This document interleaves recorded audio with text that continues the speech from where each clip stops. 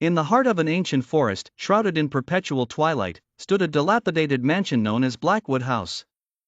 For decades, the villagers whispered about the malevolent presence that resided within its walls. They spoke of shadows moving in the windows and the eerie sounds that echoed through the trees at night. No one dared to venture close, except for a group of curious teenagers led by Sarah, a fearless and rebellious soul who thrived on adrenaline. One moonless night, Sarah and her friends decided to test the legends and explore the dreaded Blackwood House. Armed with nothing but flashlights and their phones, they crossed the threshold, instantly feeling the temperature drop. The air inside was thick with the scent of decay, and every step they took was accompanied by the sound of creaking wood, as if the house was alive and aware of their presence. As they delved deeper into the mansion, they discovered rooms filled with cobweb-covered furniture, dusty portraits with eyes that seemed to follow them, and a grand staircase that twisted into darkness.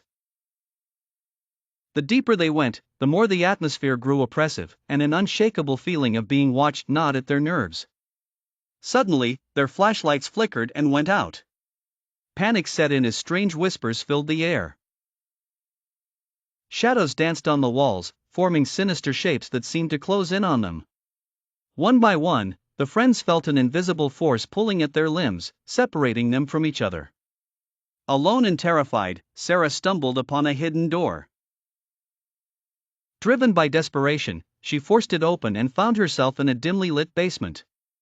In the center of the room was an old, ornate mirror.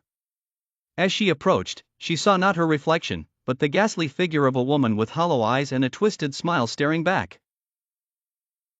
The figure reached out from the mirror, and a cold hand grasped Sarah's wrist. Frozen with fear, Sarah felt herself being pulled into the mirror. Her screams echoed through the mansion, but no one was there to hear.